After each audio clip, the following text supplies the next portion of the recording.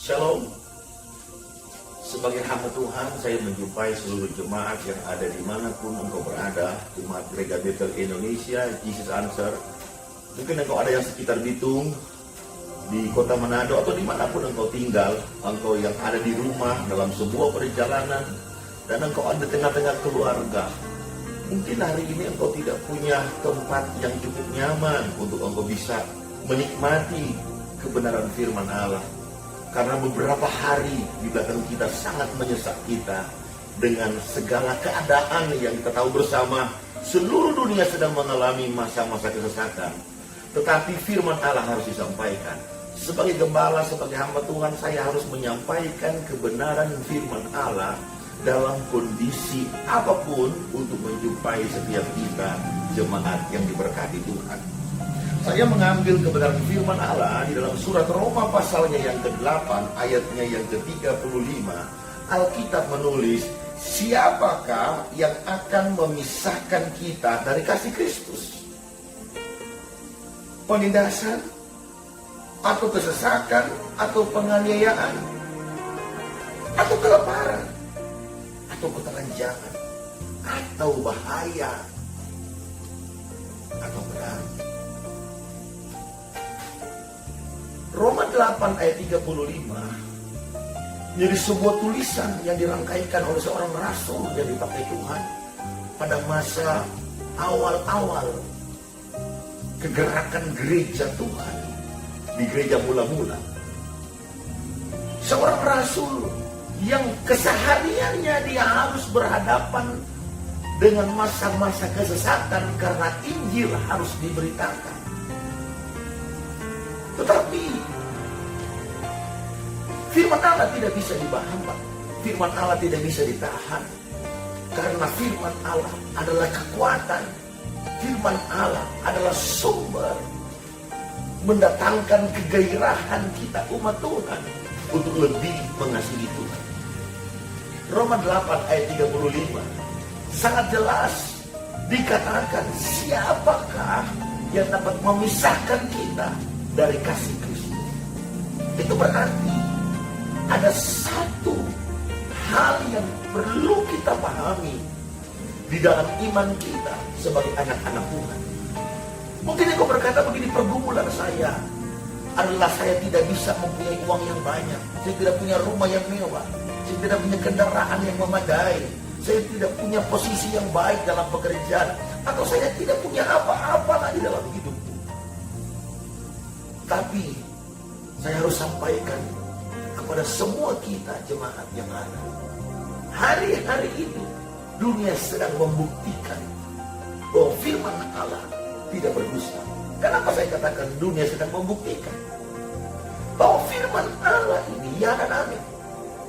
Dunia telah memperlihatkan kepada kita kesesakan. Dunia telah memperlihatkan kepada kita aniaya. Dunia telah memperlihatkan kepada kita ketelanjangan. Dunia perlihatkan kepada kita kelaparan. Dunia sedang mempertontonkan di depan mata kita pedang. Artinya apa? Sebelum hal itu terjadi, Alkitab telah menyatakan itu, bahwa memang dunia bukan rumah kita. Dunia bukan tempat naungan kita. Apapun yang kita miliki hari-hari ini akan membuktikan kepada kita bahwa itu bukan dasar untuk kita berpijak dan tenang dalam hidup kita. Dunia tidak bisa memberikan kepada kita kecukupan untuk memenuhi apa yang menjadi kebutuhan jiwa kita. Engkau bisa punya rumah yang mewah, tapi belum tentu engkau punya ketenangan di balik rumah yang mewah itu. Engkau bisa punya uang yang banyak dan melimpah, tapi tidak juga membuktikan bahwa dengan uang yang banyak engkau tidak mengalami kelaparan. Engkau bisa punya pengawal yang berjaga-jaga, tapi itu juga tidak membuktikan bahwa pengawal yang berjaga-jaga bisa menjamin keselamatan kita. Yang saya maksudkan adalah Tuhan sedang membuktikan bahwa di dunia ini bukanlah tempat kita bernaung, mendapat ketenangan, mendapat keamanan dan keselamatan itu. Tidak sedikit mereka yang di daerah konflik,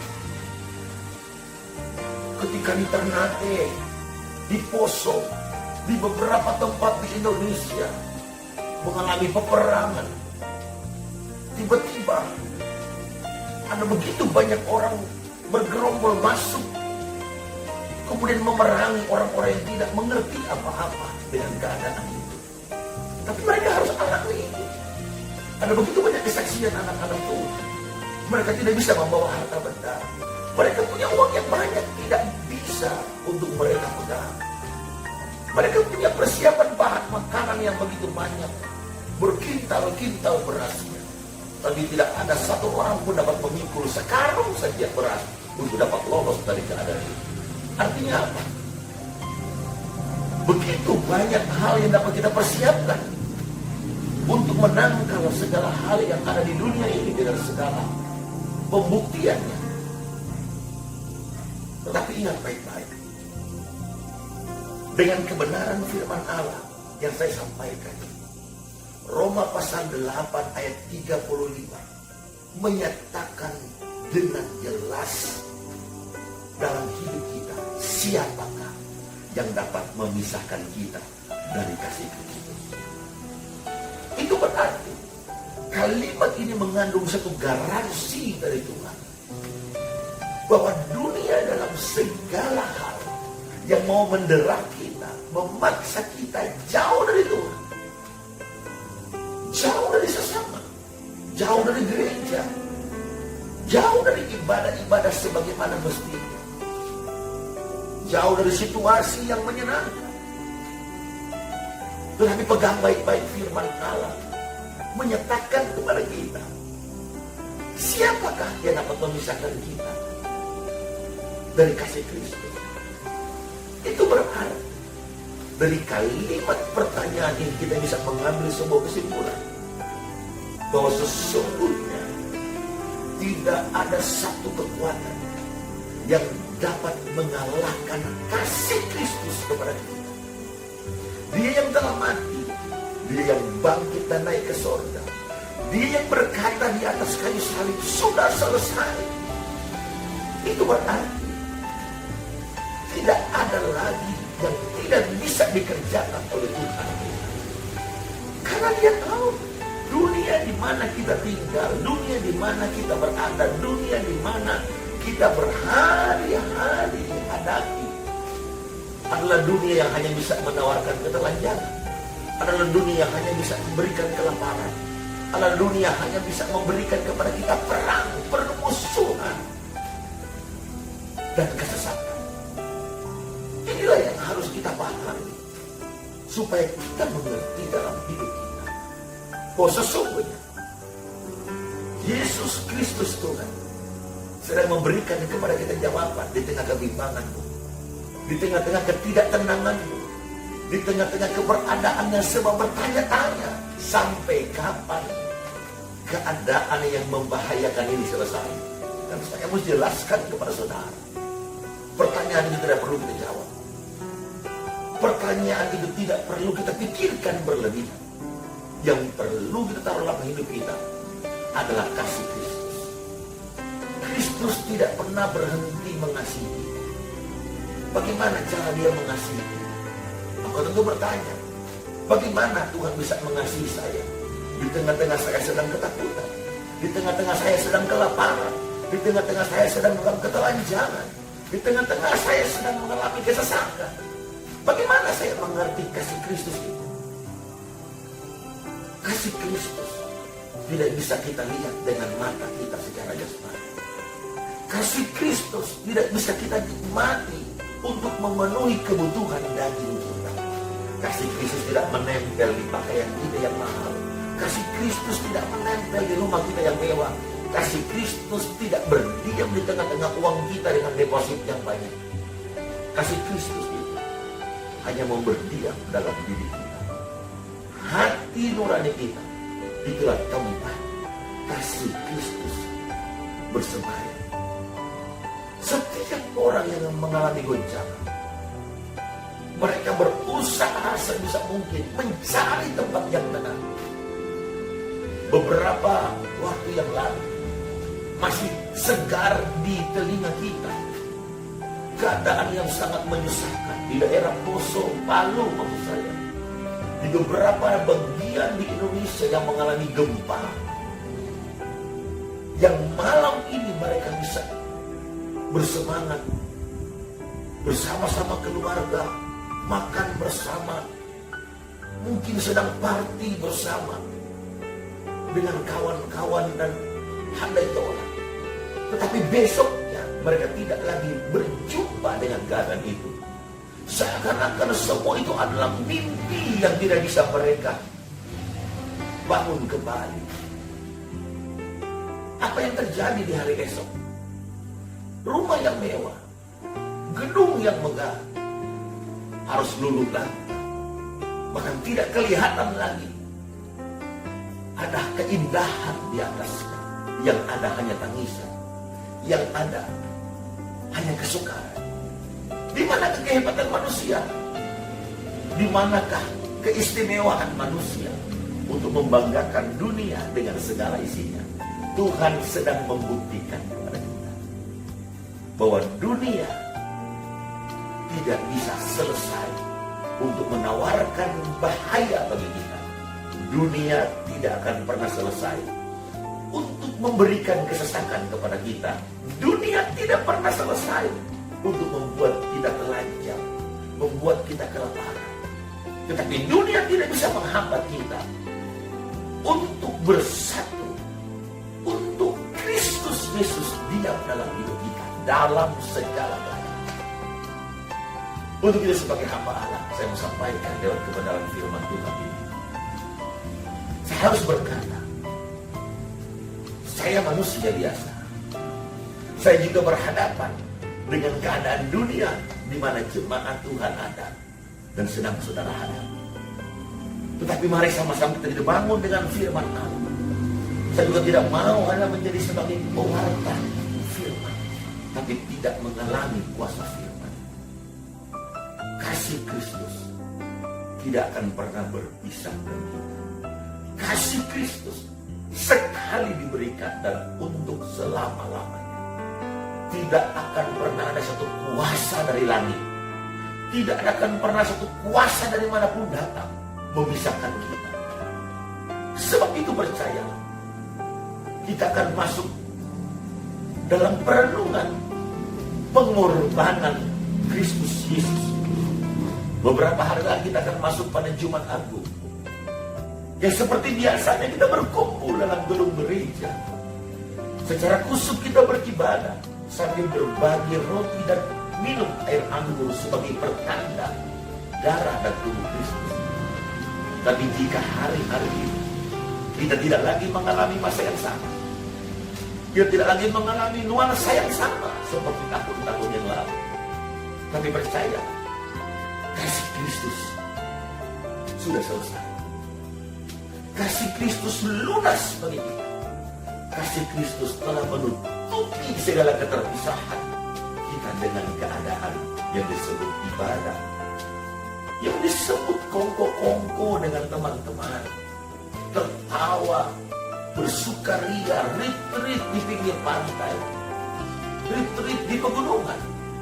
Dan hari-hari ini kita tidak lagi bisa menikmati itu.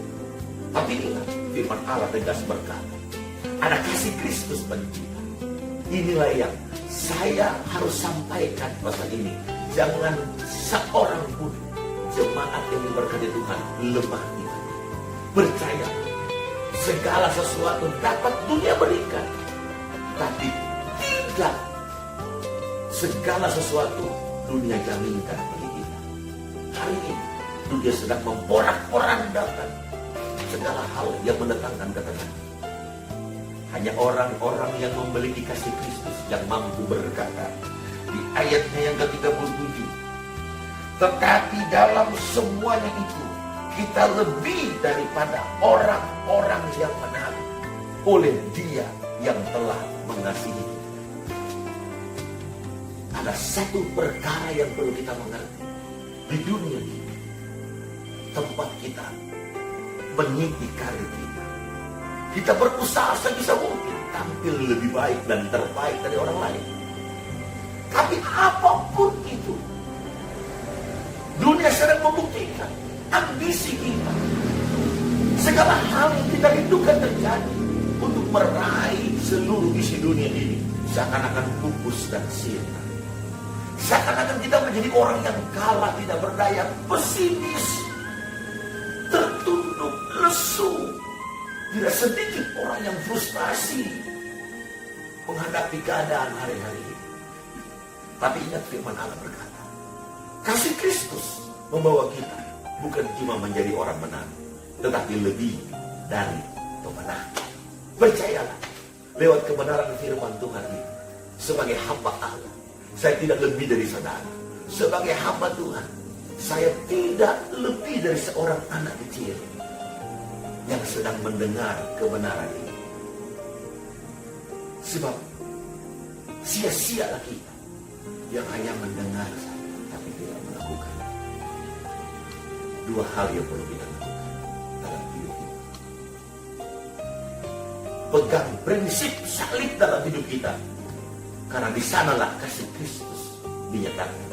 Hal yang kedua, yakinkan orang lain dan katakan kepada orang-orang seiman, engkau orang yang menang, bahkan lebih daripada orang. Biarlah kebenaran firman Tuhan ini membawa kepada kita satu hal yang berbeda dengan orang-orang yang tidak mengenal firman. Sebagai gembala, saya rindu mendoakan dimanapun engkau berada. Jemaat Tuhan, engkau yang tua, muda, engkau sudah berkeluarga ataupun belum berkeluarga, engkau seorang anak kecil, sejauh mana engkau mendengar firman. Sebagai hamba Tuhan, saya mendoakan engkau, dimanapun engkau duduk, engkau berdiri, engkau berjalan, kiranya Tuhan akan memberkati engkau. Mari ikut, saya akan berdoa buat saudara. Bapa, di dalam nama Yesus, segala keterbatasan kami telah ada di depan mata kami. Seakan-akan kami terpisah, gembala dan jemaat, antara jemaat dan jemaat. Bahkan tidak sedikit keluarga terpisah, istri dan suami, anak dan orang tua, karena keadaan ini. Tapi satu hal yang kami percaya, yang kami tahu dan kami pegang, kami adalah orang-orang yang hidup karena kasih Kristus. Kami adalah orang-orang yang hidup lebih dari pemenang. Karena ini kata firman Allah, kuatkan jemaat Tuhan, kuatkan dimanapun mereka berada ya Bapa. Mungkin mereka sakit, mungkin mereka lemah imannya, mungkin mereka sedang ketakutan, tidak tenang, gelisah, menanti hari-hari yang baik, kapan tidak pernah ketemu. Tapi biarlah Tuhan, dengan iman hamba berdoa, Engkau sudah menyembuhkan yang sakit, menguatkan yang lemah, memberikan ketenangan kepada yang tidak berdaya, memberikan kepastian kepada yang bertanya-tanya. Karena Engkau Tuhan telah mati, Engkau bangkit, naik ke surga, dan Engkau telah menjamin keselamatan kita. Di dalam nama Tuhan Yesus Kristus, firman yang hidup, hamba-Mu berdoa, memberkati semua jemaat. Haleluya, haleluya.